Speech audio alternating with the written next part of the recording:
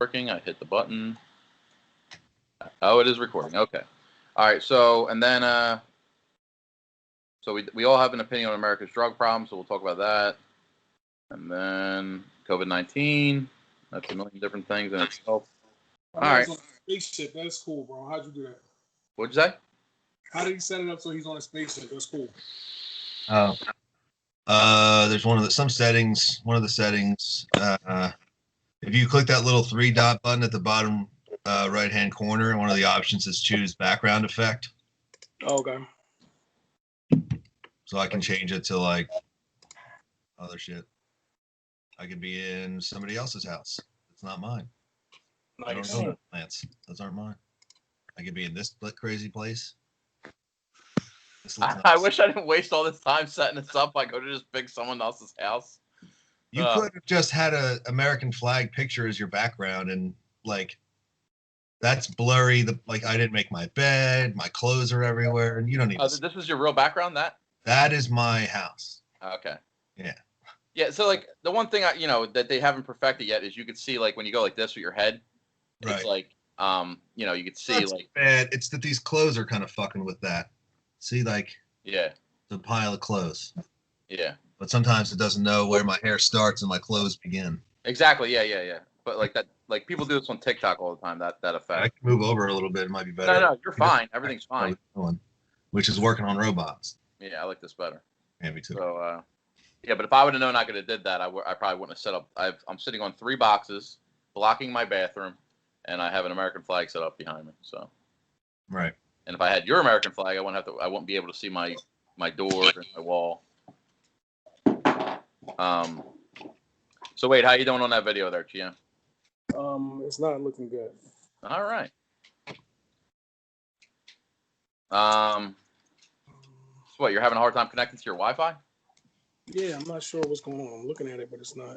I don't think the video is the most important thing, though. All right, I did, but okay. All right, so let's pick a topic here. What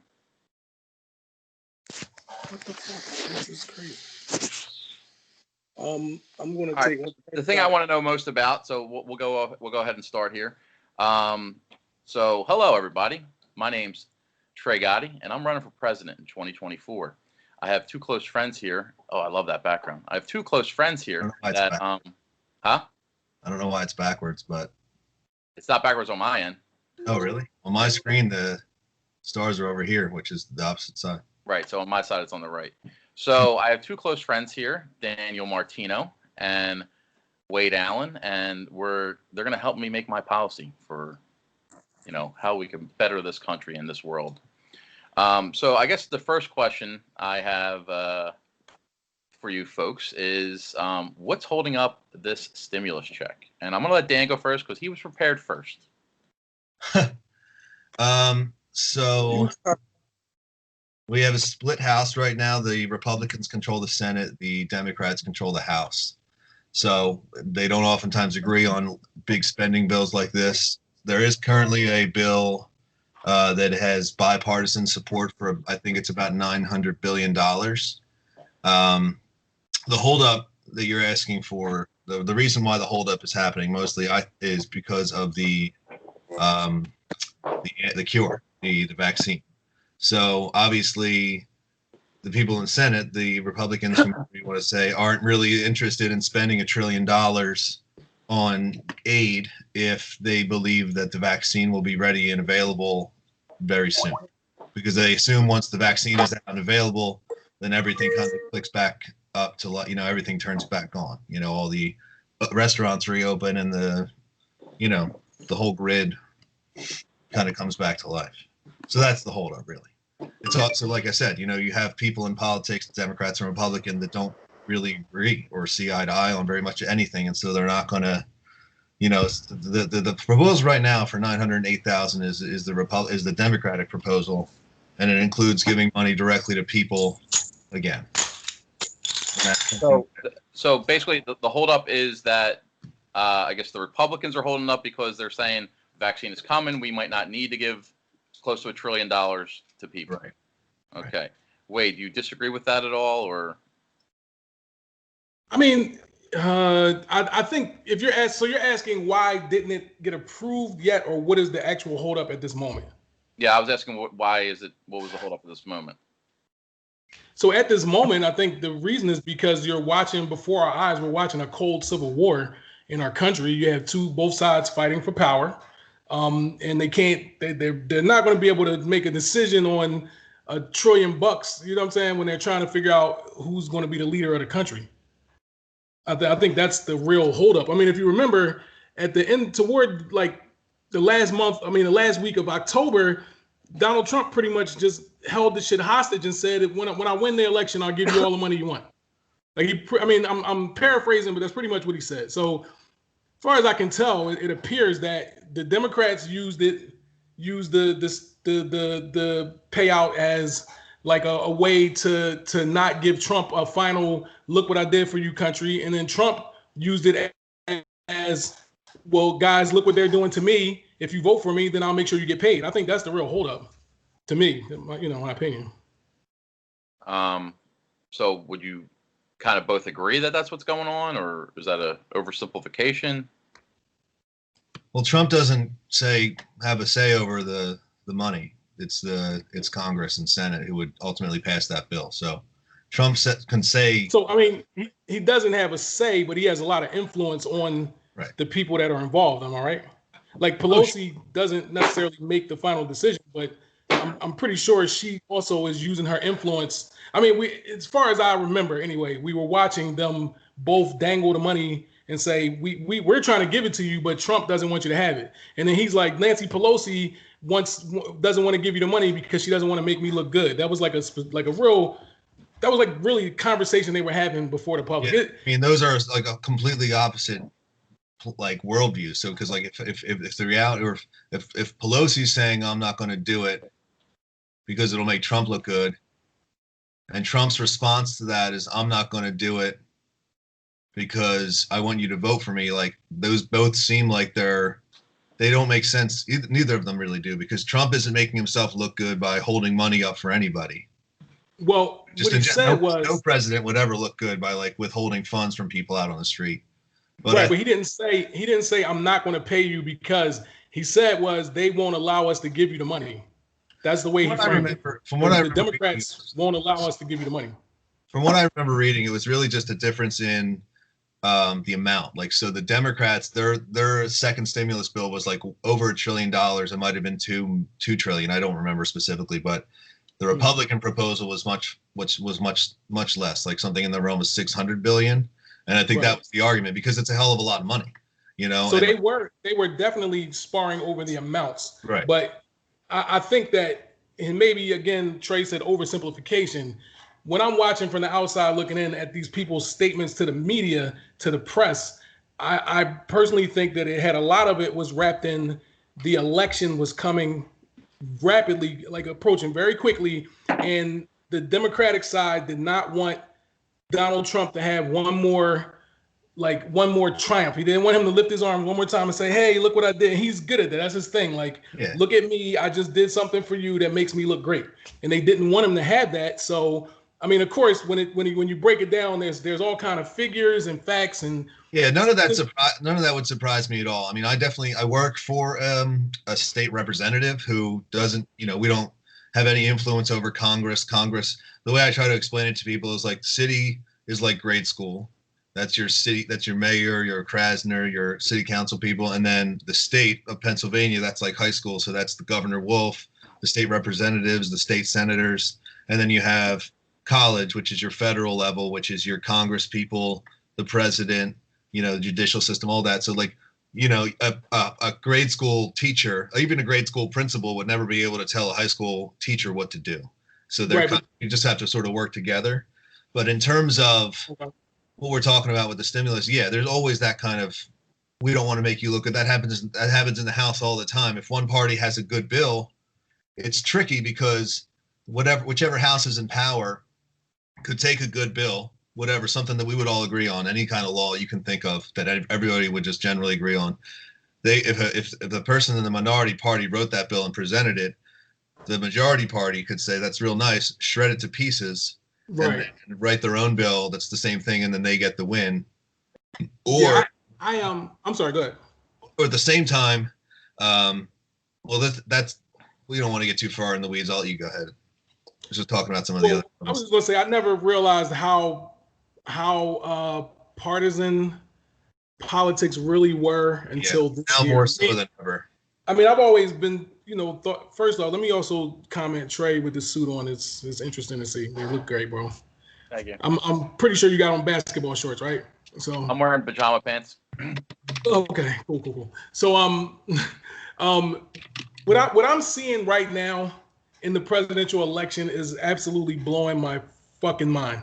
I had no idea that the politics extended into the court system. Like, I didn't realize that people made political decisions, people that are supposed to be, they're supposed to have a blind, non-biased approach to law. And I just really didn't think that it was like that. It's actually really like surprising me. And almost to the fact where like, I'm not a Republican, right? I'm not a Democrat, but I did vote for Donald Trump, right? But I almost don't want to see partisan decisions that force him to the Supreme Court, and then in my mind know that the Supreme Court justices make a decision because he's a Republican. Like I just want somebody to, all the way down back to after the election, back to lawmaking. I just want people to do what's best for the constituents. And now what I'm watching is these ideological wars, and I legitimately feel like we're living through a civil war. I don't think the average person doesn't recognize, but these are factions fighting for power. 100%. And it is really scary because if somebody told me tomorrow Trump has escalated, the military is now going to be counting these ballots, I wouldn't be shocked, right? And then the next day you find out, well, the U.S. Navy has been declared that Biden's their leader. And like, I wouldn't be surprised if it escalated that way. I mean, I don't think it will, but if it did, I wouldn't be surprised if like, wow, we just watched our country splinter, because this is how this shit starts. Yeah. And it's happening right now, especially when you watch the courts make decisions based on what they believe politically. It's fucking gross. Well, I mean, we have now what's called minority rule, basically, which is when the Supreme Court or any court doesn't hold similar opinions to the population. So now that we have a six conservative Supreme Court justices and a 9-justice court, that's why they're talking about relitigating Roe v. Wade. They're not going to go so far as to repeal those things, because I just think they're baked in the cake now in terms of like the American, like I don't think anybody's really going to accept that. Republican, Independent, Democrat are going to accept going backwards in those situations. Same thing with legalized gay marriage, things like that. Like those things are irrevocable. Right. But when it comes to the future and certain issues like workers' rights or environmental stuff, those things are more in jeopardy now. And you see, obviously, or I don't know, maybe you haven't seen it, but I've noticed that the Trump administration is now trying to rush out permitting for like oil drilling in the Arctic. And it's that kind of stuff that I think everybody can generally agree, like it should make us mad that we can't just drink from the river, like that our waterways are polluted across the country, and that should make us angry. And whose fault is that? And I think that like it's got to do with greed, but it also has to do with a lack of oversight, or even just removing what used to be perfectly normal restrictions on common sense polluting things. I know I'm getting off the rails here a little bit with my favorite topic. Kind of talking about like what you're saying is that like we're not even making decisions based on what is common sense and what is decent and what's like the right thing to do. It's just about red team, blue team, and winning points. And I think that's we're at a very dangerous point, because like for instance, and you would think that this would be a good thing, but I think it's an example of how the country's changed. So in 2000, we had a similar, it wasn't like this, right? But it was a similar situation where the votes were cast on November 3rd or whatever, and they found out that there was some kind of discrepancy that needed to be taken care of, and it had to go through the court process. In the year 2000, now I'm a little bit older than probably both of you guys, definitely older than Trey, about 10 years. My experience, say again, I'm 42. I don't know how old you are. Yeah, you're only 36. So I would have conversations with my friends, and we'd be like, "Oh yeah, I guess Bush is going to steal the election, haha." Because we were like, being a black kid from the late 90s, we believed in all these conspiracy theories, and George Bush was 666 and all this kind of shit. So like when I was like, oh yeah, he's definitely stealing the election, right? I mean, his brother is in Florida. Start moving when you're thinking of the conspiracy, you start moving the pieces together on your own without reading anything. But the overwhelming thing was nobody really cared. Like we talked about it, but it wasn't a big thing. Now I have group chats where we're almost coming to like, I'll come and fuck you up, bitch. Fuck you. Like it's like out of control arguing, and a couple of things that I'm noticing. And that's the thing that I don't quite understand is like, what do you want? You can say you want to beat my ass, but like, what do you want? Well, like what I notice, and I don't know what your political perspective is. I know that me and Trey have talked about it. I'm gonna be honest with you, Trey. I think your political opinions, I hate them. You're a good guy, but I don't know. I think you're for sale. I'm for sale? Yeah, I don't know. I think, and I don't mean like for cash, but I think people can appeal to your feelings and you give them up quick. That's my opinion. That's the truth. And I think that's how most liberals vote, and I hate it. But what I notice is that when I talk to people about this situation, and I keep trying to check myself because I don't know. It's really difficult to know what you would actually do versus what you say you would do, right? So yesterday, when the video comes out, I'm sure you guys have both seen the video of the people where they shut down the voting, the count area. They send all the people leave, and then 5 Democrats come back in the room and they retrieve the ballots from under the table, and then they start counting without being supervised, right? We've all seen that video, right? I have not, but okay. All right, great. So that's what happened. Yeah, there was a room like, what's that? Which state was this? Oh, okay. So in Georgia, so I'm the only one that saw it. Okay.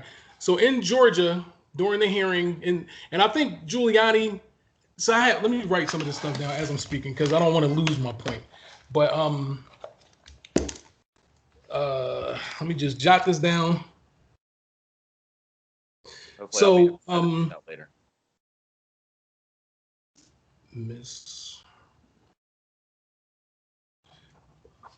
Okay, so I think it was a really genius move for the Republicans because they knew, again, what we're talking about with this partisanship, they knew that they were getting no traction in the courts. And if you watch the media coverage is like Trump lost like 30 lawsuits, which is a lie, right? But they would also, what I noticed is though these judges are throwing out these court cases without actually ever viewing the information. They, like there's this one court case in Pennsylvania that it's not a Trump lawsuit, but it is a Republican lawsuit. And now I'm not a genius and I'm not a constitutional lawyer, but basically the claim is that it is unconstitutional to the Pennsylvania state constitution for them to change the way that the mail-in ballots work, right? They changed it in October. It just happened. And the claim is, the court case is claiming that this is a process that, according to the Pennsylvania state constitution, this process is supposed to be decided by the people at the election. So basically, if they wanted to change the process of the mail-in voting, which it used to be called absentee ballots, right? If they wanted to change the way that process worked, they were supposed to go to the constituents and make that part of the election day question. You know how they have the election day and they'll have like president, senator, and then it'll say, what do you think about legalizing marijuana or whatever, right? So people get to vote on those laws too. So they were supposed to take that law and make it one of those questions and then make the decision based on the voter turnout, the voter votes. But instead of doing that, the Supreme Court just put it in play, right? So the court case is claiming that that's unconstitutional. And according to what I read, it's pretty cut and dry that you cannot change that law that way. So the court case was presented, and the PA State Supreme Court threw the case out and said, you don't have any standing because there have been no damages. So how could you make this claim? So this was before the election, right? So after the election, they refiled saying now we have standing because we have damages against several people, including one of the people that made the court case was a senatorial candidate. He makes the claim in court, and now they say, oh, well, you do have standing now, but you waited too long, so we don't have to view this case. Basically, a catch-22, like you can't file beforehand, and now you can't file afterward because you waited too long. So point being, like, that is an extremely, extremely partisan decision. Like, that's very clear that these judges either are Democratic, they don't want to see Trump as president, or they don't want to be the judge that makes a decision that overturns an election. You feel what I'm saying? No? I understand. All right, so to me, that is disgusting. I hear what he's saying. I'm not familiar with this particular instance. Okay. And I'm looking up the PA laws now. Now, if you're talking about a ballot initiative, so basically every election, usually the voters get a couple of questions that they answer, and you're saying that the mail-in, it used to be that for a mail-in ballot, you'd have to have a reason. So it was like, right. But you could say anything. And so you could say, I have work. And that was Right. a perfectly acceptable answer. So they were just like, since it's like the biggest loophole in the world, you could write my toe hurts. We may as well just make it so that you can just send in a mail-in ballot. I can't remember. It's like, no reason absentee balloting or no reason mail-in balloting. And there was a whole slate of ballot or a whole slate of laws regarding voting this past session, including they got rid of the straight ticket balloting, which actually helped Republicans pretty significantly in PA. We Republicans picked up 3 seats. Okay. So the Republicans won 4 elections and the Democrats flipped a seat. So they netted 3 total, but they won 4 seats and lost 1. So that, I think, a lot of the Republicans who were now, again, something I want to make sure that we understand too is in Pennsylvania, the House is controlled by the Republicans, which is kind of funny. We're so used to living in Philly that we're like kind of used to Democrats running shit and hearing about that. But in real, like when it comes to some state issues, the Republicans are in charge. When it comes to, when it used to be about like public school funding and stuff like that. That was the SRC, the School Reform Commission. It just went back to Philadelphia hands, but the state is run by the Republicans. So some of the voting legislation that came through in the past session, they were pretty psyched about. Like, again, like I was just saying, getting rid of straight ticket voting, so you couldn't just go in and say, I'm a Democrat, D, peace. Now if you remember, now you had to go through each one and pick.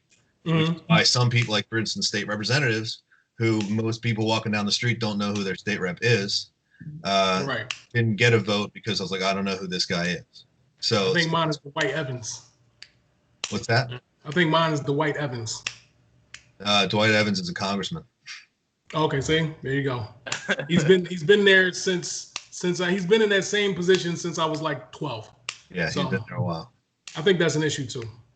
Yeah, I mean that was something that I brought up to Joe, who is I'm his chief of staff for state rep, and I said, because there was some talk about doing having shorter terms, like 12-year terms. I think 20 years, which is a generation, is as long as you should be able to represent. And I think you should have to retire as a representative, as an elected representative at 65. Whatever the retirement age is, you should be done. Because maybe you guys saw this, but you remember all the old 80-year-old men trying to talk to like Mark Zuckerberg about Facebook.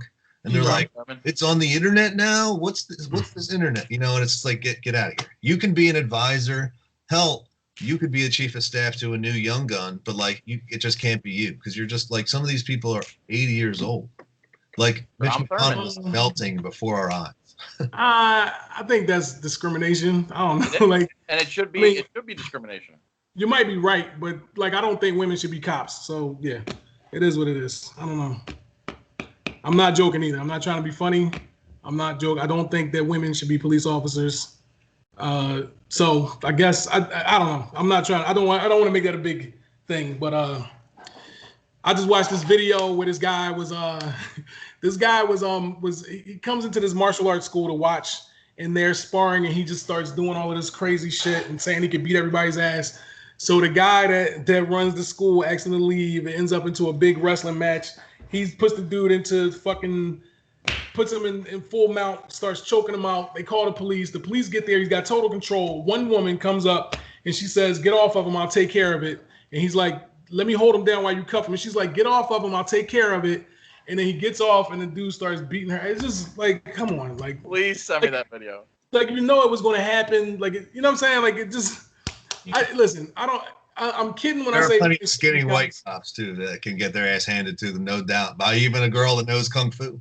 There's men that can't fight. I mean, there's black men, white men. There's men that can't fight, too. I just think... Personal experience here. I mean, I'm just saying there's like a...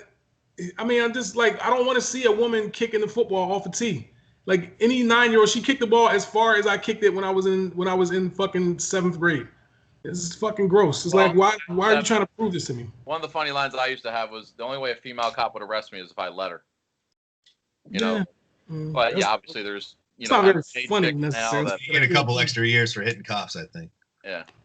I mean, listen, there are women that can beat your ass. There's a chick at my jiu-jitsu school that will work you the fuck over. But the majority of cops also don't train. Like, I had a friend of mine was giving out jiu-jitsu classes and not one cop showed up. He was giving out free classes. Not one cop showed up. And I watched these cops get beat up all the time. And it's like, this is your fucking job. Like, if you were an anesthesiologist, you would need to consistently get tested to make sure you were good at administering anesthesia, right? They make sure you're not out here killing people by accident. But if you're a cop, they don't worry about your ability to restrain people until you kill somebody because they were beating your ass. It's fucking ridiculous. I don't want to get into that argument, but it's we are one of the. I think the second topic is the whole defund the police conversation.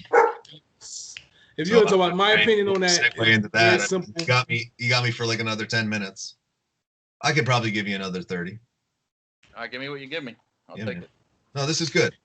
You want to try to change move on to another subject, or are we just wrapping? Yeah. Go ahead. I missed something. So are we still talking about defunding the police? We could. We didn't start really talking about it.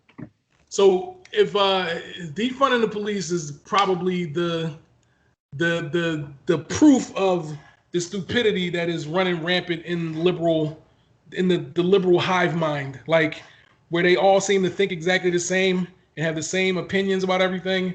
This is one of those, like, if any person that tells me that they agree that the police should be defunded and they don't have and immediately follow that up with like all kind of explanation, I would probably not respect anything that comes out of their mouth, because I just don't understand why anybody would want to defund the people that are supposed to protect society. So when you're talking about people talking about defunding police, you think it's like police are just done, like no funding, shut them down. That's what you. That's I don't think that. Okay. I don't think that it's no. People tripped up sometimes is like votes for women doesn't mean no votes for men. You know what I mean? And like that's kind of the stuff that I think people sometimes get tripped up with like slogans. Defund the police. It doesn't mean anything to me because it was never my slogan. But I can definitely see. I mean, you've seen all these people marching in the streets over the past several months, basically asking, say, like, there's a much more. I've read better, more eloquent ways to put this, but essentially, like, you have police out there that don't have a ton of training. In Philadelphia, we ran into a lot of issues recently with cops not having the right equipment for de-escalating situations, like with the guy with the knife or whatever. It's like, why did they have tasers or whatever? And that's a question that needs to be asked, and that's something that falls at the feet of the mayor, who I'm no fan of. But when it comes to defunding police, I mean, this has been a long-standing conversation. You look at how other countries kind of deal with some of their criminal justice issues, and they have more, from what I understand, they have more, just more units, I guess you can say, more. So let me ask you a question real quick, because I don't want to. I know you said you don't have that much time left. When you say defund the police, though, just explain to me how is that helpful? I don't say it. It's not. Okay, when they say it, maybe I'm misunderstanding where you're coming from. Because it sounded like you were kind of defending their point. No, I think I'm just trying to like unpack it a little bit instead of just saying like it's stupid. I'm just more or less saying like I think what people are trying to tell us is that they don't want to feel like anytime they call the police, there's a possibility of someone just getting shot, whether they deserve it or not. You know, whether there's a situation that warrants that kind of violent reaction. And that's not always a point. I know a lot of cops. I'm friends with cops. I started a town watch down here that Trey knows about. Like, it's not like every day it's an episode of Cops on TV where you're like chasing after dudes. It's a lot of, just like neighborhood stuff, like helping people out, filing tickets and reports, and like trying to stop people from breaking into houses. And that's the stuff that nobody wants that stuff to end. I think the call really is more for a more nuanced approach to how we handle crime and across the board. So when they say defund the police, though, they don't really mean it, is what you're saying? No, some people, hell yeah, they do. Right, because that's what I'm trying to focus on. Is they're thinking why is the Philadelphia police budget the highest budget in the city when they don't feel like they're getting the services because they're not like you'll hear people say it's not like they're preventing shootings. They show up after the shooting. They show up. Well, because they don't have the technology to do recog. Like they can't, like it's not Minority Report. How do they know? Like, what are they supposed to do? Well, that's what I'm saying is what these people I believe are asking them to do is instead of coming to every situation like it's automatically a violent encounter where guns need to be drawn, we have to assess these situations a little more delicately. That's really right. So I hear that notion a lot, but what I think that people don't. So at some point in the history of the United States, people started to take the side with the criminal, right? So let's, for instance, talk about the cops that shot that guy with the knife, right? So I talked to a bunch of people, and I heard one guy tells me, well, the cops shouldn't have shot him.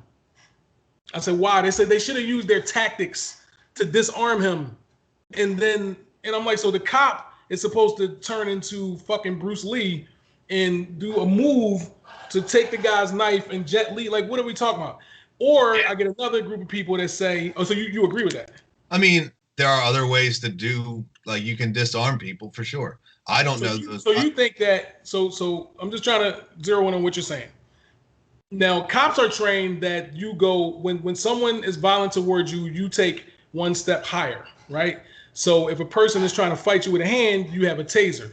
If a person has a knife, you have a gun. Or sometimes they don't have tasers; they only have guns. Yeah, in the situation, it escalates to the highest level of lethal force. But it doesn't always have to get to that point.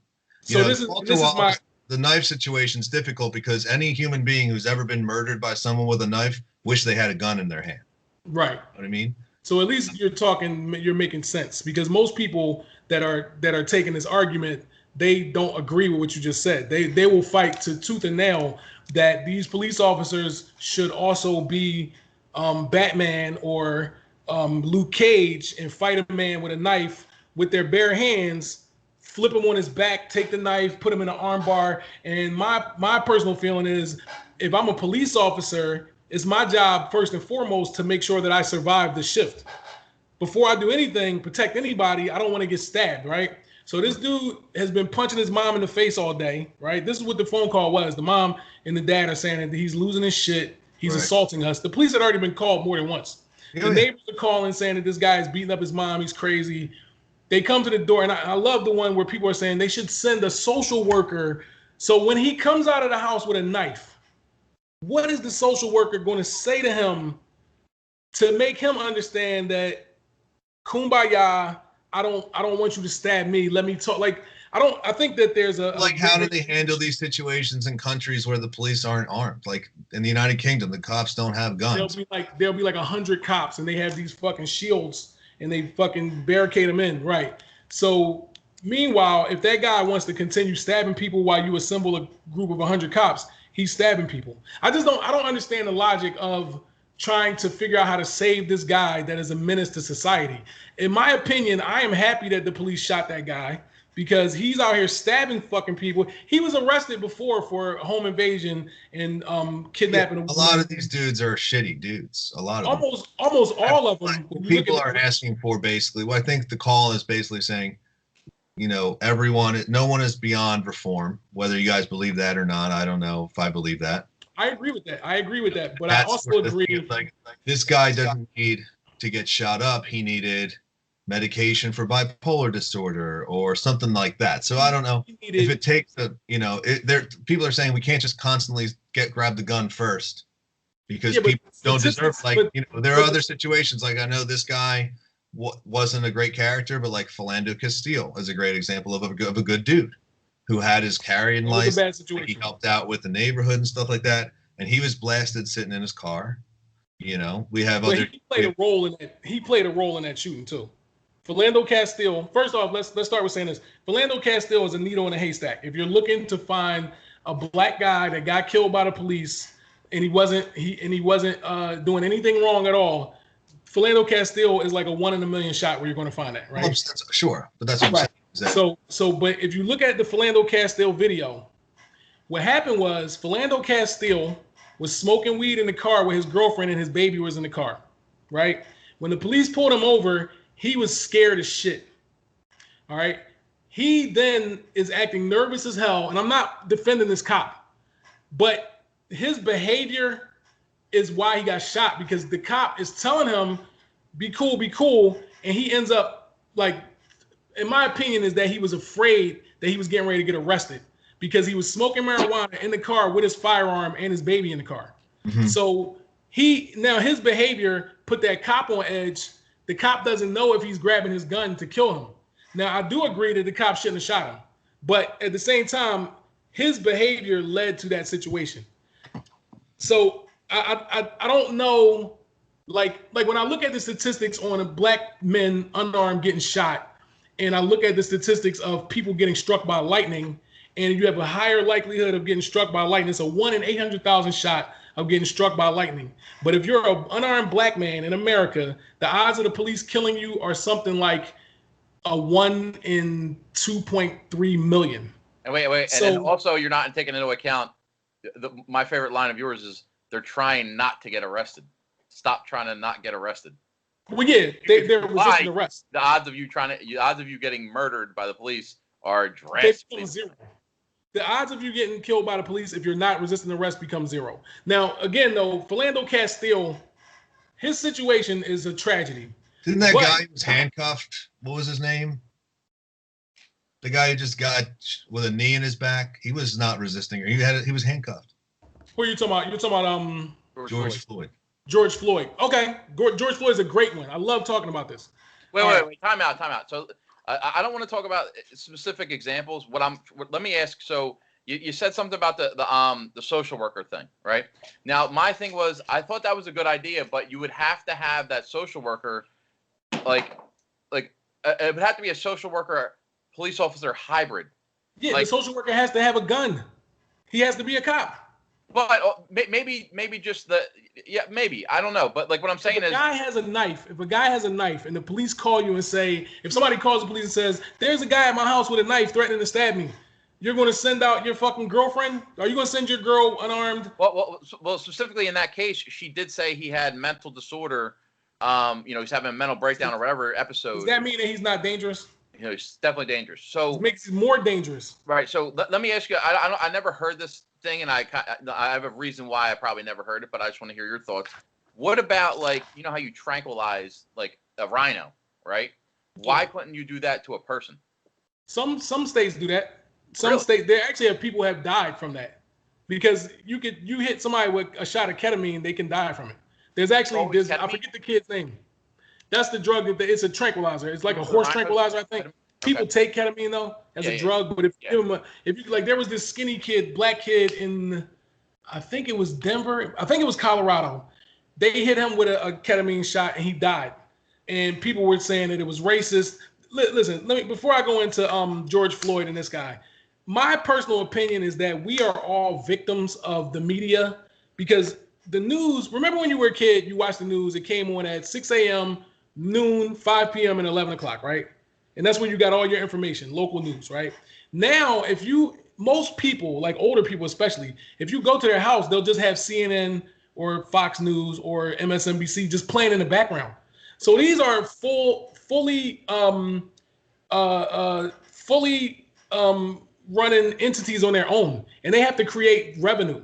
So because they have to create a revenue stream, they have to create stories, like legitimately create stories. So if, for instance, Breonna Taylor story comes out, nobody really reported on it. It wasn't a big deal. Then George Floyd died, and there was a huge market share on black people getting shot, niggas dying from the cops. And then they reintroduced the Breonna Taylor story and told something like 7 major lies to that story. Number 1, that she was home, that she was asleep in bed. Number 2, that she was an EMT. Number 3, that she what was it? I forget. But the point is, you can fact check everything I just said.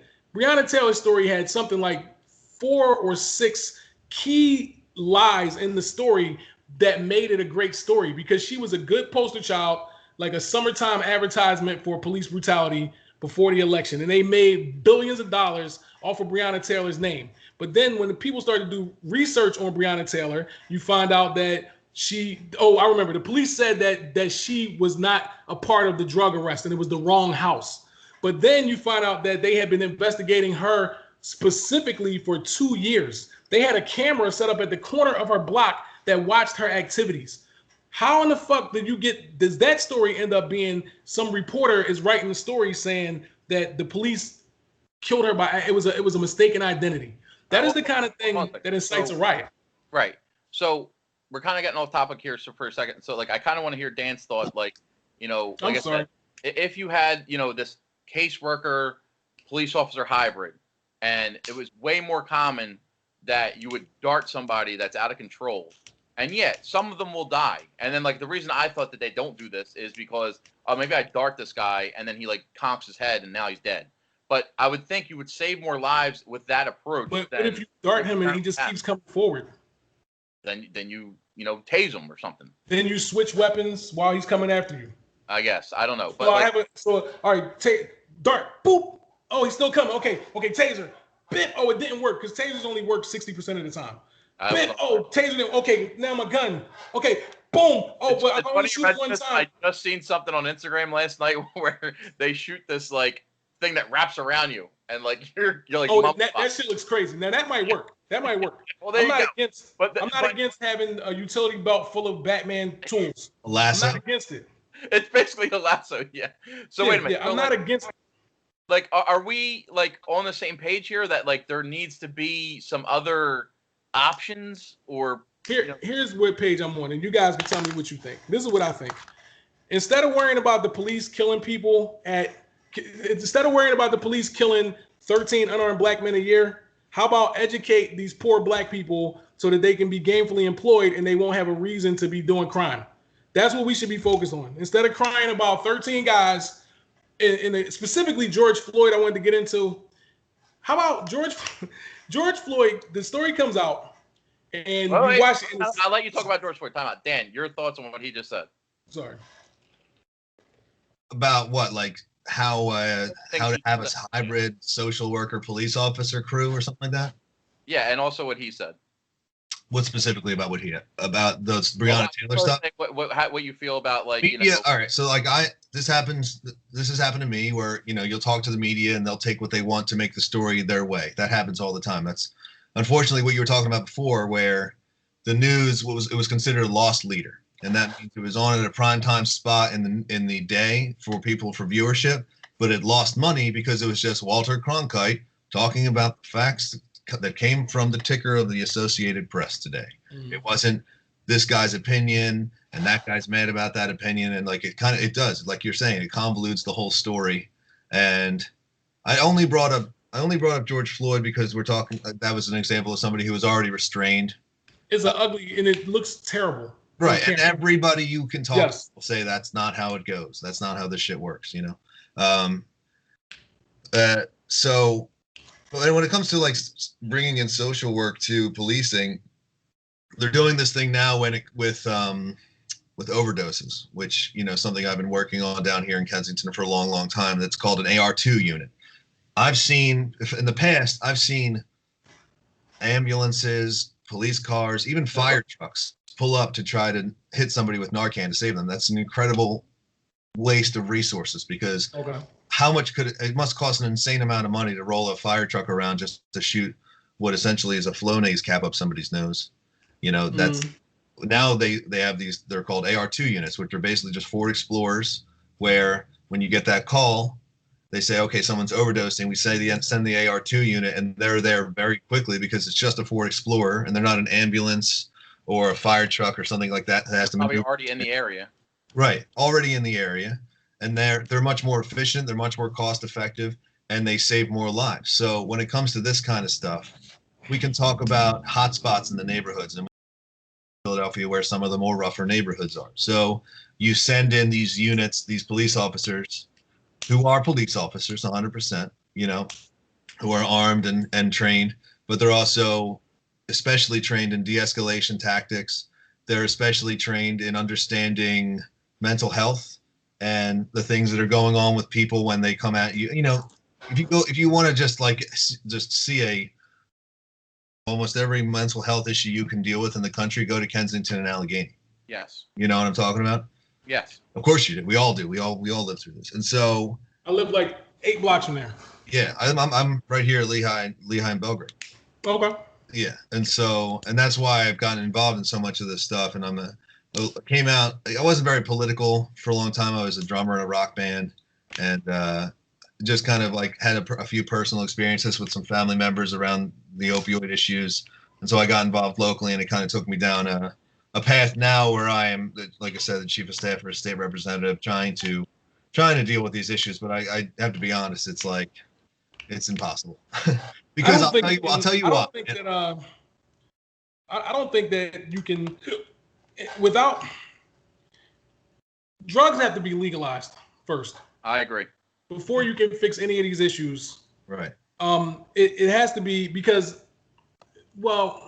just in the recruitment of new drug addicts, one of the major things that makes drugs appealing to young people is because you're not supposed to do it. And I know that sounds stupid, but it's a very real thing. Like if it was more normalized, not as many people would take drugs because they would understand the dangers of it more. But I also especially now here in Kensington where we live, the drug trade is the economy. So right. You're talking about where training younger, training black guys how a trade or something like that, so that they're not just selling drugs on the street and living that lifestyle since they were 10 or younger, because that's all they really know. And they're great businessmen. They know money. And everybody that they know, they have real life skills that can be set to work in like the functioning society. But unfortunately, they're not given the opportunity, or they are given the opportunity and they're saying, I can make a lot more money slinging dope than I can working it. A lot less like effort. Right. Yeah. Talk about a little bit like what you guys are trying to do in the area pertaining to drugs. Well, you just got to think about it too. Like, so, sorry, I was putting up lights earlier out front of my house, and I got like tree branches in my fucking hair. You got a nice quaff going today. That was a loud sound. Like he pulled a whole branch. Dude, for real. It had like a bird's nest in there. So like if you think about, let's say the average person using drugs spends about $100 a day on drugs, right? Mm. Now, back in 2017, the city put out a task force. It's a PDF, just basically like, here's what's going on in Philadelphia right now. And it estimated there are 70,000 Philadelphians currently in jail for drugs. Now this is 2017. So 70,000 people times $100 a day. If we have any math geniuses here, let me just do it because I'm standing right here. Right. It's $7 million. That's $7 million, right? Per day, just in Philadelphia, in untaxed cash. Mm-hmm. Times that by 365 days a year. So now you're talking about what? Like $2.5 billion. How much? $2.5 billion. Jesus. Yeah. How is any city agency going to fight that? That it has to be a systemic. Right. there would be so much less crime. That's the thing that I don't get why people don't understand. Like when you talk to people about legalizing drugs, but they don't understand how much you would change the world. The United States is the sole reason why Mexico is as violent as it is, because there's so much drug trade here. He just pointed out a $7 billion a year business, and he only spoke of one drug in one city, right? Right. He didn't even just imagine how much that is. Not talking about Bucks County, not talking about. We're just talking about Philadelphia County alone, and that's a conservative estimate. There are guys that are doing $200 or $300 a day in drugs. Right. Yeah, and that's only one drug. And that was also in 2017. Right. It's most certainly higher than that now, and that also didn't include the 55,000 Philadelphia world. So that doesn't include the other 55,000 Philadelphians that are taking opioids as pills. Right. So just 70,000 people. How many people live in the city? 5 million? It's a hell of a lot of fucking people. The whole area, the whole Philadelphia metropolitan area. Right. So I think that if you legalize drugs, you instantly just stop the violence in Mexico. That will die down so quickly. As a matter of fact, I heard that a big part of the Mexican cartel business now is avocado. For whatever reason. We started selling weed here. We started because there was an enormous uptick in violence when we legalized marijuana in certain parts of the United States because we took away their cash crop. They started growing heroin in some places, which is why so much of that stuff is more prevalent and instead of coming from the Golden Triangle, the Middle East, a lot of that stuff is coming up through Western Mexico now. So, but that's another hour we can do about how I think we can realistically keep the borders clear without building a fucking wall. I think that we just use technology. I think we post every mile along the border. We just have a drone post that scours the landscape for heat. And if something's come across, then you can send a guy in a truck and say, hey, who are you? What's going on over here? And I think that absolutely every truck, we have to find the way to make the technology possible that we can scan every truck that comes into this country. I know they say, I think that 1 in 100 trucks is scanned. So like the drug cartels just know that like they have a 1 in 100 chance of getting caught, which anybody will take. All right. So wait, back to I would love nothing more than like the Thanos snap and make drugs legal. But like, as Dan has probably come across in his, civic duty, is that people do not want change on that level, which we all agree here that there needs to be a lot more change because what they're currently trying or whatever is not working at all. Yeah, it doesn't. Right, it has not worked. It's been 100 years almost. I think it'd be easier for people can't even digest safe injection sites. Right, they're adamantly opposed to that, and that's just one step I would think that you would need to get closer to trying to help these people escape this. I agree with with what you said. People can't digest it, but if they were going to open a safe injection site next to your house, what would you say? I'd say you have to do it. Really? Yeah, I wouldn't. It could literally be in my downstairs apartment. If that's what needs to happen, that's what needs to happen. So are you telling me that if I said to you tomorrow, we're going to open up a place where a bunch of homeless people that are addicted to drugs, that don't bathe regularly, and they all have major drug problems are going to be knocking on the door next to your house, starting at 8 a.m., probably ending around. Probably wouldn't stop, but yeah. You'd be okay with that? I'd have to be. I'll go ahead and move. But the thing is, that property near there would drastically decrease in value. But it's like you're saying no. Well, I'd have to do it. Whatever. If I had to bite the bullet and I had to stay there, then I would do it. The only point I was making was that I agree that it's a necessary thing, but I understand why people don't want it because they don't want it where they live. But the problem is what we're doing is not working. So obviously we're probably all in agreement that we would prefer to have drugs be legal. But you're going to have to you can't just Thanos snap it into existence. And so something that I think about a lot.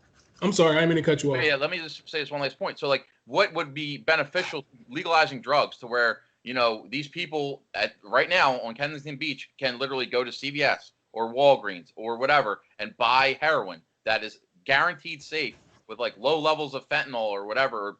I don't know, whatever they would need or want, right? They would get a dose that would way lessly kill them, way less likely. But more Well, important, what you would do with these tax dollars is when you're ready to bow out of the rat race of what is drug addiction, you say, hey, can you help me get clean? Well, we don't have a bed for you right now. Well, if you were taxing these things, you would have a ton of things ready to go to, like, when this guy wants to get clean or this lady wants to get clean, boom, you're in this program. Oh, you fucked up. Oh, well, come see us again when you're ready to, change your life. So what I think about this a lot, actually. I was thinking about if I ran. I always think about running for like city council or some shit. And you ever watch The Wire? Yes. So remember in season 4 when he set up Amsterdam? Yep. So now when you watch Amsterdam, it's kind of played as like it's kind of played almost as a joke, as like a contrast of like how something could be really right, but it's also really wrong at the same time, right? But the concept of they basically built an infrastructure for that behavior to exist, or we do that all the time. It's exactly. I'm glad you said that. Exactly. We built an infrastructure for that type of behavior because we do that kind of stuff for destructive behavior all the time. In fact, people will even call a supervised injection facility a shooting gallery, right? Right. What's a shooting gallery? It's a safe place to shoot your gun because shooting your gun outside is harmful to people. Right. It diminishes the quality of life of everyone around you if you were outside just shooting your gun off. But because, we have places to drive cars fast. We have bars where we can drink ourselves into it. I mean, alcohol kills far more people than all these opioids every year. And we tap the fucking Rockies and celebrate it year round, So it's just a matter of legalizing, regulating it, which is exactly the right plan. Heroin used to sit right next to aspirin it was made by Bayer in the turn of the century. It was a cough suppressant. It was made illegal by the FDA. There's a really good book that I would recommend called Chasing the Scream that has kind of a background to the early days of the drug war. It's called Chasing the Scream? Yeah. I'm writing it down too. All right. And basically just kind of talks a little bit about the history of the DEA and how it came to exist. But yeah, I mean, think about any other, if they never repealed prohibition, you and I, we'd all be sitting around here arguing about what we're going to do about all the people who are going blind and barfing under the tunnels on Lehigh Avenue, drinking something that they found in a barrel somewhere, Bathtub gin. Because now you can buy a beer and you know how much alcohol is in it and it tastes good. If you knew what you were buying, same like we're seeing this right now with weed. Weed was a Schedule I drug forever, and now they just the U.S. House just passed marijuana like for recreational use. It's not going to pass in the Senate because the Senate's controlled by the GOP, but we're seeing the state of New Jersey just allowed for recreational marijuana. I was just driving through. I just drove to and from Lincoln, Nebraska, and one of the big states is, I think Illinois is. You can smoke weed anywhere you want, recreational in all of Illinois. It's just Chicago. Wow. Yeah. So that's the only issue with the marijuana is that I don't think they put enough. They should treat it almost exactly like alcohol. Like I don't think people should be allowed to smoke marijuana and drive. Now I don't know. The stats might say that it's not that bad, but I know whenever I used to smoke weed, I haven't smoked weed in a while. Whenever I drive, I felt fucked. Like I didn't feel safe. You know what I mean? But maybe I was just paranoid. I don't know. If you would have asked me 10 years ago, I would have assumed that if there was ever going to be a day where they legalized marijuana, it would have had to have been after dark, like sundown laws, which means you can't smoke weed during the day, and you can't smoke weed while you're driving or operating machinery. You have to basically be in your home, and that was I'm kind of surprised, like you're saying, that there isn't a few more stipulations about where and when you can smoke. I mean, maybe there are. It's not like I cracked open like the Illinois law books and read up on that. Right. But so what we were talking about with the infrastructure, right? So like I do agree. I agree with you, Trey, that it's a necessary thing, but I don't know. Like I feel like if you look at, so nobody can predict, and I haven't done enough research on countries like Argentina. I think they decriminalized all drugs. Portugal. Portugal. There's a lot of countries that did that. Like where there's a measurable, like you can really measure the effects on a society, right? But I don't know that I would want to wake up tomorrow and they're shooting up heroin on my steps, right? But Well, maybe when it's legalized, it doesn't end up like, it doesn't become that. yeah. So I don't know. So I spent a lot of time on this injection facility issue. There definitely has to be a parameter similar to like a shooting gallery. Like it's enclosed. Right. So if you live next to it, you're not hearing shotguns and shit going off all day. And so I think that if something like this had to exist, we had election. It's funny talking about just the way we name things, like defund the police. Some people take it, the word safe injection site is like, oh, there's no safe way to inject heroin, yada, yada. But when you call it an overdose prevention site, suddenly people are like, oh, all right, yeah, I can get behind that because it's, it just sounds cleaner for people. Okay. Now, I totally understand you're saying where nobody would want to be next to that. But so what really has to happen is you have to create a space so that people aren't lingering around outside, pissing on your front steps. It might have to be something like a hospital campus where most of the needs are provided for them, where like if they need a quick meal, a lot of like down in Kensington, you'll see it every day where St. Francis Inn or some other organization has like food outside on the street. Problem with that is people will eat their shit up and then they'll throw the trash out in the street, and that might be the dirtiest place I've ever seen. Unbelievable. Again, let me ask you this question real quick. I want you to continue on that thought. Is it true that if you are a homeless drug addict in this city, that if you needed socks or shoes, or if you needed a place to sleep, or you needed food, you can get all these things in that area? Is that correct? Yeah. Right. So when these people are begging on our street corners, they are specifically begging for things that I would not want to give them money for. Would that also be fair to assess? I mean, I don't want to be a dick about it, but a lot of the people who are asking for money are buying drugs. Yeah. You can't trade 6 pairs of socks for drugs. Right, not all of them. Right, I literally just seen a lady holding a sign in my neighborhood, which I'm, well, let's not even say my neighborhood. I'm passing 5 Points. That's Cotman, and I don't even know what Oxford. I don't even know what streets this is, but it's like right before you leave the city, leaving Cotman Avenue. There's a lady. She's like 60 years old, and she's just holding a sign. Can't make the bills this month. It looked pretty believable, but in my mind, I think you're going to see a lot more of that stuff. I do too. I do too. After COVID is over, yeah. There's gonna be so many homeless people. I think that the government has a responsibility to do some type of a mortgage. I don't even know what term you would use, like a mortgage reset, something, forgiveness. But there's going to be so many people that could not pay their mortgages. I just know from my tenants.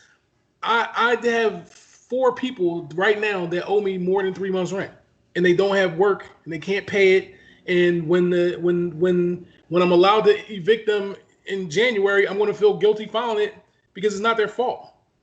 I mean, I could go all day talking about how the COVID lockdown shit is bullshit, but at this point, we need to talk about what's the solution, because the government needs to figure out. There has to be like some kind of legitimately. They have to come up with some kind of bill or stimulus that says, listen, if you haven't paid your mortgage in a year, no problem. We're going to reboot right now. Banks forgiven. Like the same way that Obama waved the magic wand and gave these people fucking $400 million, $400 billion. Did we lose them? No, he's there. Me? Oh, okay. My screen just went to one person. No, but the same way Obama waved the magic wand and gave up something like $400 or $700 billion to the banks, they need to give that back to the people. I'm not a person that believes in charity, or I shouldn't say charity, that believes in a welfare state. But like when people are asking, I think that when you see all these radical groups like Antifa and all this shit, the majority of those people believe in shutting down this country because of how much student loan debt they have. I would bet any amount of money, if you asked anybody in Antifa, 85% of the time they're going to say, I owe 150 grand to the government and I can't get a good job. I would bet. But when I watch Obama wave a magic wand and bail out these banks instead of bailing out the people, you understand why you have people that hate the country. Sure. Like, I totally get it. I mean, that's exactly what's happening right now in Pennsylvania. So that we got the CARES Act money, and there is $1.3 billion left over that's supposed to go to small businesses. Mm-hmm. And it's going back to the general fund. Mm-hmm. Just going to put it in the general fund. And so these small businesses that are closing every goddamn day. It's disgusting. What's the general one third of all small businesses in New Jersey went out of business Yeah. in the last 6 months. What's that? What's the general fund? It's like the main pot of money where the money comes from. Like when money comes into the state, it goes into the general fund and then it's dispersed. Okay. Yeah. So like, here's my the way I'm looking at this from like a 30,000 foot view is, like you just said, 1 in 3 businesses in New Jersey or small business are going out of business. That's just happening everywhere. So, I'm just giving you the stats that I know. That's all. Right. But like, just think of it as like, this restaurant that you like closed. This movie theater will never reopen. These airlines are laying off these people officially. So, the one thing that comes to mind is these people are going to have to they're going to have to change careers. But also when, COVID's all fixed and everything's done, it's like, okay, well, now all these people don't have jobs. Okay, so we need to get them jobs. But now it's like, all right, well, you got, like Wade's saying, all right, it's time to start paying your rent again. It's time to start paying your mortgage. Okay, but yeah, I don't have a job, so I got to go get a job, and it might not be the job I need, and it might not make enough money. But yet the financial markets are incredible. The real estate market's never been better. Like, I just don't understand. None of this is adding up to me. I don't. That's what I'm not understanding.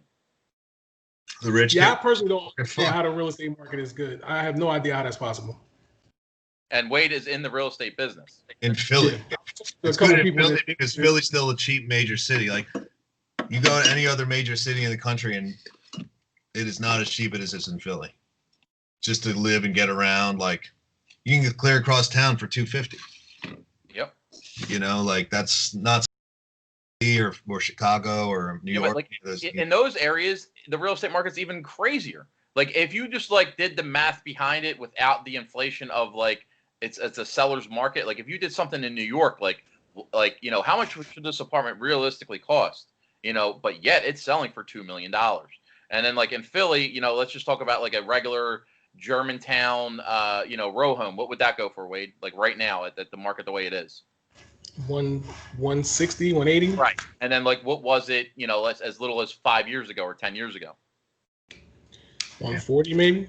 Right. So I like that's actually not as much as I thought it would be, but maybe it's like 120. I mean, I don't know. Like Germantown's a big area. Like there's some places in Germantown that are worth $500,000. It's a big spot. It's a big area. Exactly. Yeah. Well, yeah, Germantown has some fancy places, but I just picked that out of my ass, but just regular neighborhoods that I'm familiar with, I'm more so based it out of the Northeast for the past few decades now. And it's just like, it's, some of these areas, I'm like, I look at that house, that's like a $40,000 house. Why is that going for $210?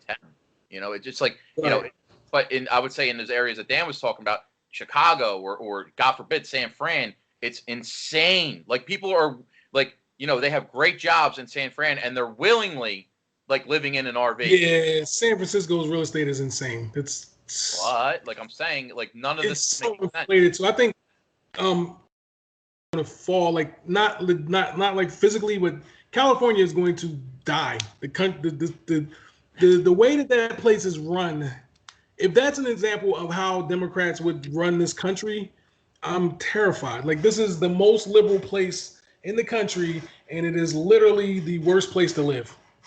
They have rolling blackouts. They have more homeless people than anybody else. Wildfire. I mean, part of that is probably because of the climate, but it's a failing place.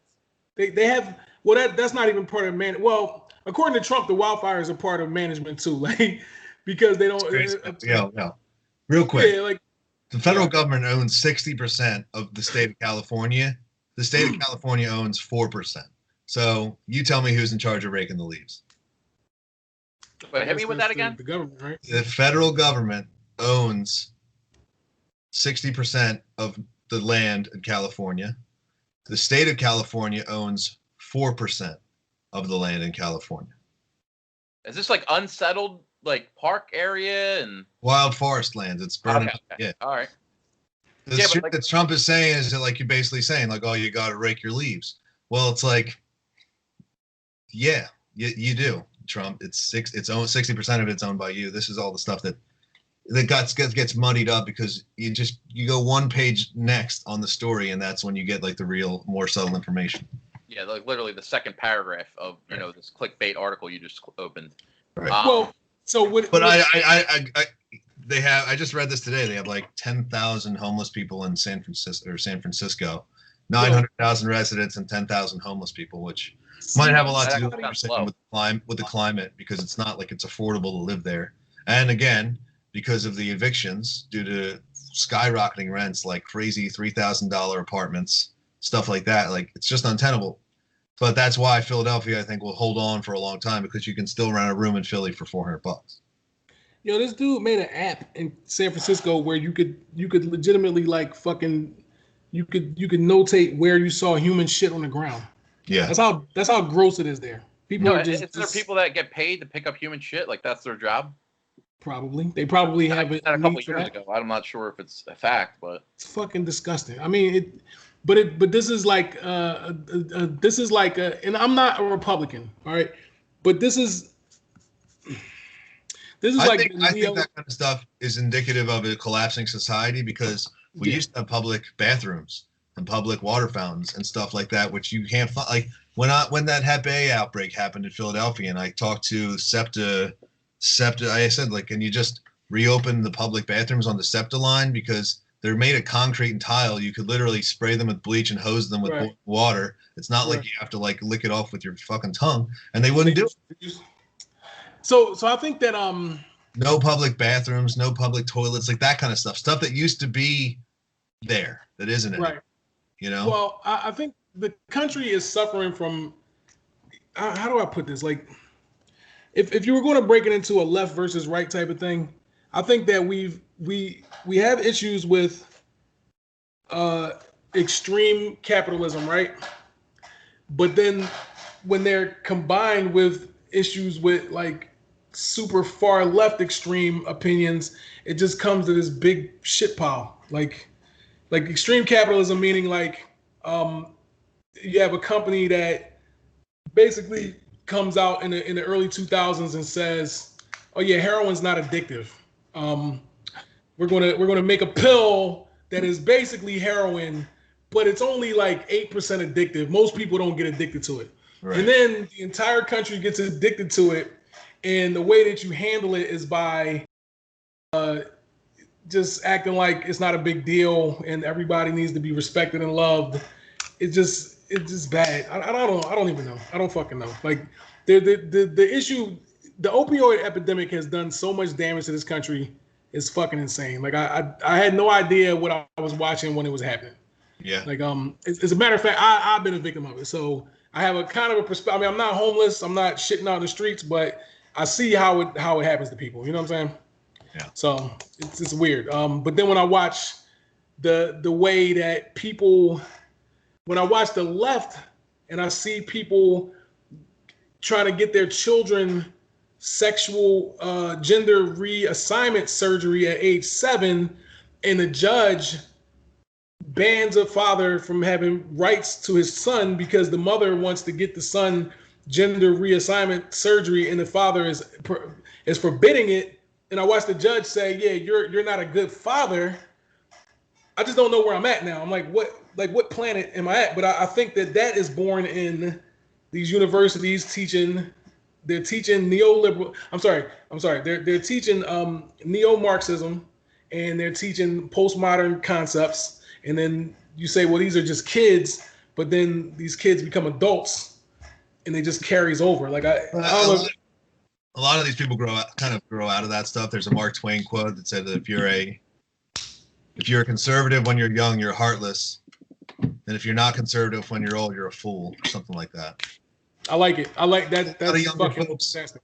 Are have-not people. You know, a lot of them are poor, for lack of a better word, because they haven't lived long enough to attain wealth. I think there's a big problem in this country where people actually aren't taught how to gain wealth, or you know, they're not. We would live in a different country if kids from the age of like, and when they were young, were told buy a house as soon as you can. Because I think me and Trey, somebody else's bills. Me and Trey have talked about it, where the biggest issue I think in this country is the college is a business that sells a product, and they market to people that don't know what the fuck they're buying. And that's a huge issue in the country right now. There's just too many smart people and not enough jobs. So you're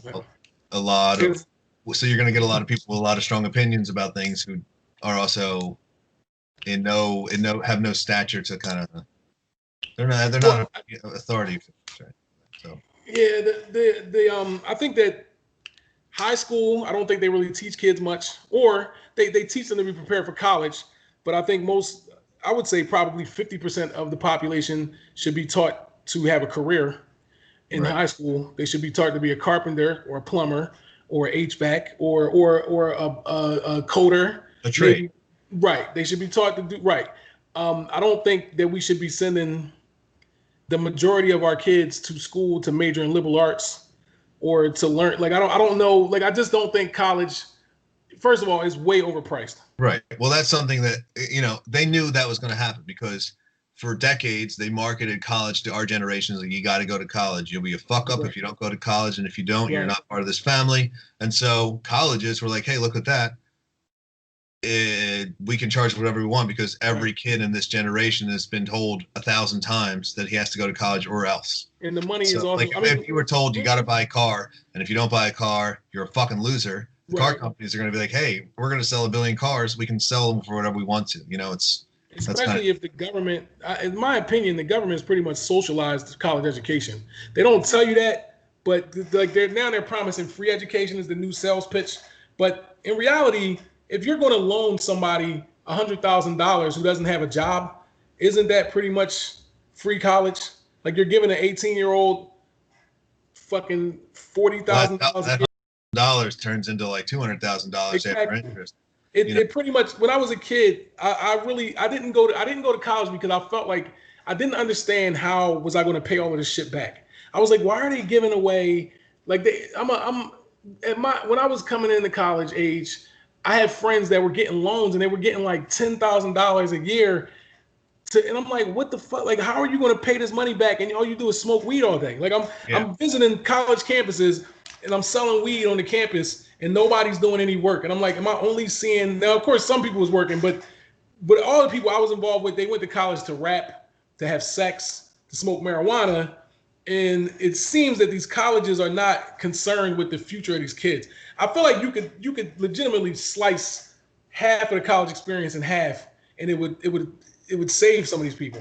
Yeah. But the fact that these loans are guaranteed by the government, I mean, it pretty much is socialized fucking college. You just get fucked on the back end. But the money was free. These are not loans that you're like, oh, I have a plan to pay it back because I work at Burger King. That wasn't happening. They just give you the money. I mean, that's something that's missing from younger education is that there's no home ec. There's no home economics. Right. You don't necessarily even like. I have people that I know very well that don't know how to pay bills, like fundamentally. They don't understand it, and that's the kind of stuff that isn't getting taught in schools anymore. So I think that you're right. There's definitely something that's definitely missing from schooling just across the country. Like the grade school system where you teach to the test that we've all heard about. That sounds like a nightmare. That's the hyper capitalism. I feel like at some point they identified that these colleges could become multi-trillion-dollar. They became essential. It is illegal to not send kids to school. People like Bill Cosby sold the concept. You got to go to college, or Theo, you don't go to college, you're not going to live here. You can be a bum, Theo. And then everybody went to college. But if your parents, and this is just natural, if your parents are blue collar people, they don't know how to tell you to go to college and what to learn to get this career that you're supposed to be going to school for. So if somebody doesn't teach a kid, like when you go to school, your interest is this, you major in this so that you will be prepared for this career path. What ends up happening is they take just basic studies. They don't have a career path. They graduate with a fucking degree in English, lit, or fucking history, or something that is only good if you want to be a teacher. Like, right. But what can you do with a career with a fucking major in? I met this chick. She majored in. Oh my god! It was like something like European dance. It was like what?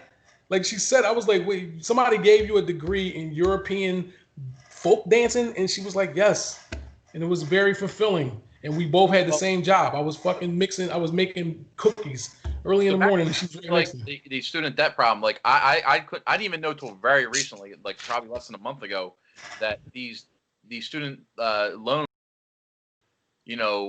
like high interest rates. I thought student debt was like the lowest interest rate ever.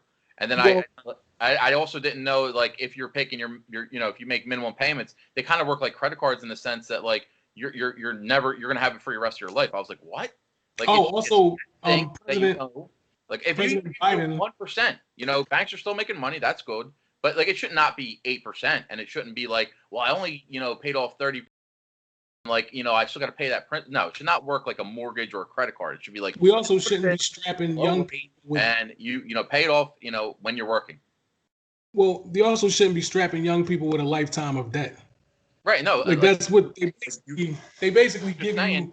You're 17 backpack. They give you a weighted vest and say carry this vest into the workforce, and you're carrying the fucking weight of 100. I'm telling you, I would love to do a study and just speak to every Antifa member that ever rioted anything and ask them how much debt do you have from student loans. I guarantee you, they all are like just bogged down with the fact that they're never going to live out whatever dream they had. I really believe that. I really, really believe that. That's one of the things that our generation will look back and say, this was our biggest mistake. That and the opioid epidemic. If you can fix those two things, I think America's done a great job up until this point from my generation. Right. Like, for me, like, this education system is completely broken. It may need to be torn down and rebuilt. Back to like what you were saying about, like, if your major is European dance, you should not have to pay as much for that degree as you would to be a dentist. She had a fantastic ass, though. I bet she did. She was a fucking hero. I bet she did. I don't think you should be able to major in some shit like that. I don't think if you can, that her entire education for that major should have been like $1,200. It should not be. Yeah, but that's a hobby. Well, okay, that's fair enough. But I think I don't think if you want to fix this current education system from the college point forward, because I think that I have so many ideas for what you could do with high school, what these kids should be learning to prepare them to be adults. But if you wanted to fix the college system, the first thing you got to do is get rid of all of these elective classes. Like, there's okay, I don't want any women's lib, no black studies, like, no history. Yeah. You can learn history. No, nothing that is some kind of class to teach you about how you've been wronged.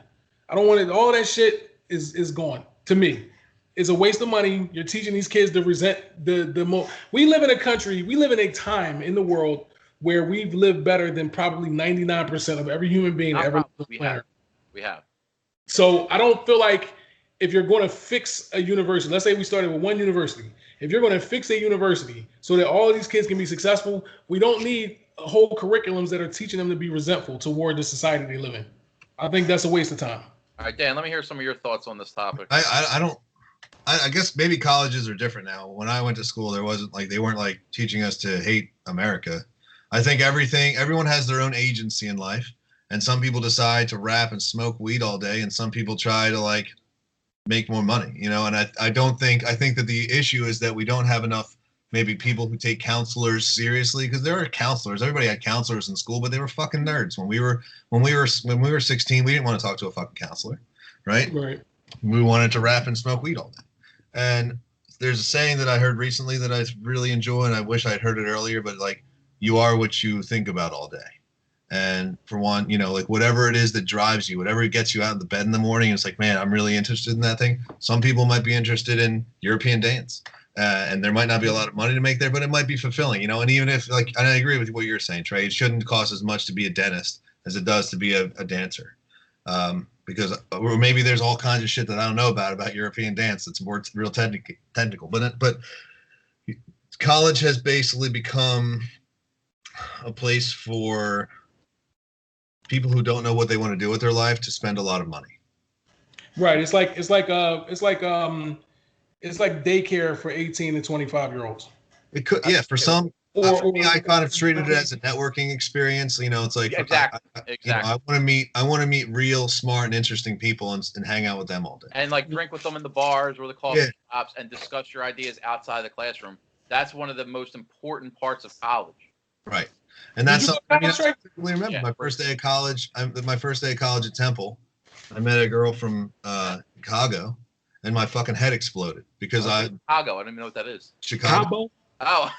The city of Chicago. Chicago. I'm like, is that an African? The first two people I met was a woman from Chicago, and another woman from Paris, France. And my eyes burst because I grew up in Northeast Philly. And about the Chicago? Huh? Are you talking about the Chicago? Yeah. Okay, cool. Yeah, you remember her. Yep. She was a good friend. Yep. She owned a camping shop for a little while on South Street. No way. Oh, this is somebody that you. Okay, I was like, well, I thought he was joking. He's like, I could tell. Like, this is a whole story about how we met and like how I ended up actually living on South Street and everything like that. But college, just like life, is sort of what you make of it. A lot of folks, they were told that college is just a necessity. It's just this part of your life that another gigantic hoop that you have to jump through that's after high school.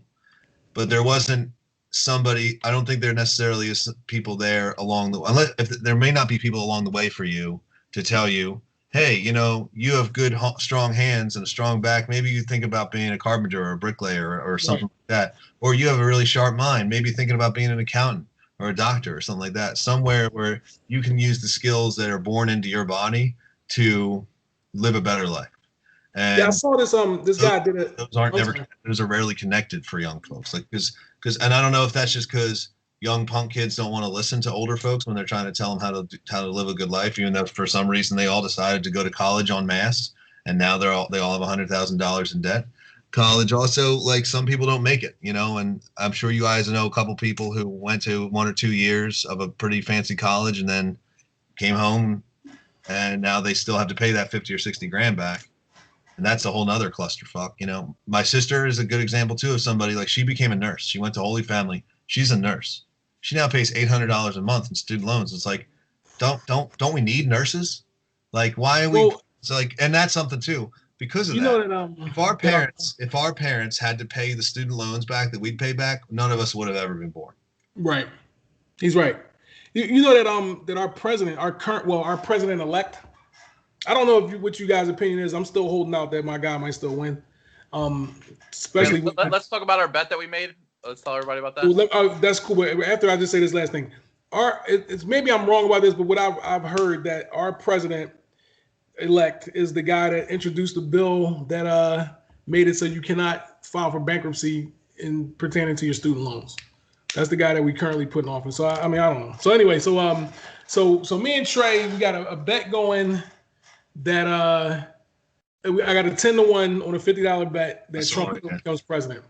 What I didn't tell Trey was that I pay you $500 if Trump becomes president. Right. What I didn't tell him was though that before I asked you that, I had just read an article about the lawsuit that Amy Coney Barrett was getting ready to drop, and I was pretty confident that the evidence is there. Now I'm not saying we're going to win, but the evidence is there. When they show.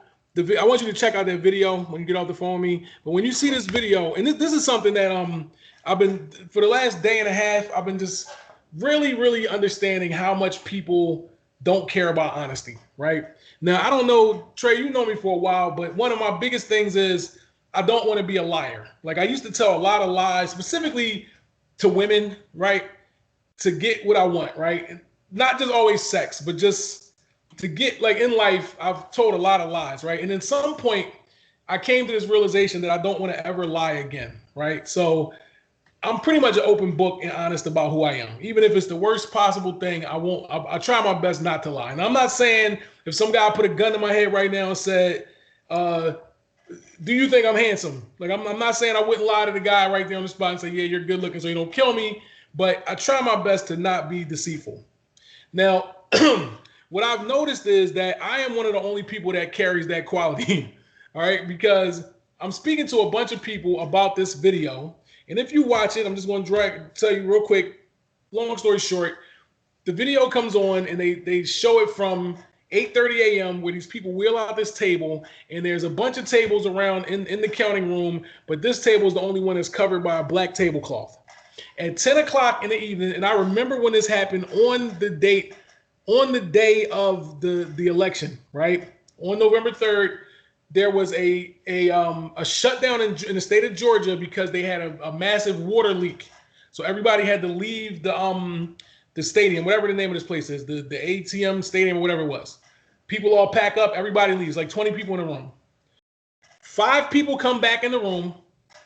You see them go underneath the tablecloth and pull out these 4, what people would call them suitcases. Now they're saying that they were ballot boxes. They go over to the counting machine, and you watch this one woman with long blonde braids take the ballots and run them through the machine 3 times.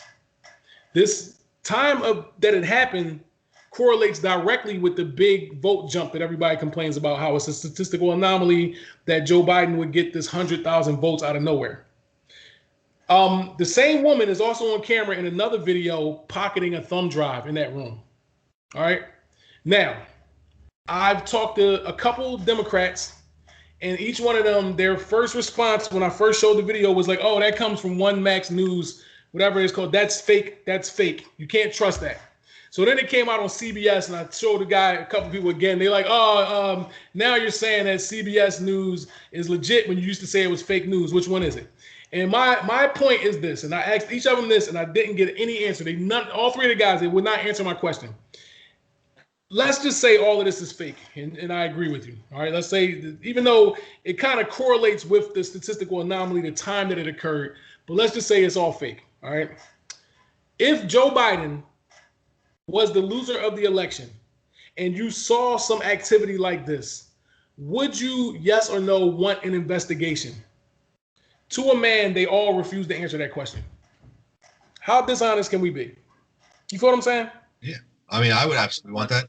I'm still angry about fucking Hillary Clinton karate chop kicking fucking Bernie Sanders 6 years ago, whatever. See, you're an honest person, because that's another thing that really gets in my fucking. I talked to the same fucking guy in my building. He's the guy that told me that this news outlet is not to be trusted. It's fraudulent news. I said to him, well, do you agree that Bernie Sanders had the election stolen from him in 2016? With a straight face, he goes, well, I mean, it wasn't really illegal. It was more so voter shenanigans. It's political stuff. And I'm like, but you do agree that your party stole the election from one of their candidates. And he just couldn't give me the straight answer of saying, like, yes, because he knows that it connects to, then it's possible that it happened now. But it's just so dishonest. And I don't understand when we became this tribal that we don't understand that if you let somebody steal from me, they'll later on steal from you. The same way that they allowed them to steal the vote from Bernie Sanders without any repercussion, and now they stole the vote from Trump, and they won't admit that it's even a possibility. Like, for instance, if you were Martin Luther King, and I was a KKK member, and the government is trying to stop, they're trying to ban my speech as a KKK member, you're supposed to say, no, you can't do that, because then you'll one day ban my speech. You have to fight for everybody's rights, right? Sure. But for some reason, we've lost that in this country. And it's on both sides. I see a bunch of Republicans that say, who cares if Trump had sex with Stormy Daniels? That's not a big deal. Who cares if there was campaign issues with the money that he used? Who cares about that? But then they go, oh, Kamala Harris slept her way into office. It's like, bro, you can't have one without, like, you know what I'm saying? Like, if it's not a big deal, then it's not a big deal. Right. Wait, what's the background to that statement of Kamala Harris? Is that something? Kamala Harris was dating this dude. I think his name was John Brown, but he was like a important. I don't know if he was the mayor of San Francisco, but he was a political figure when she was younger, and she dated him. And he came out and said that he helped her start her political career.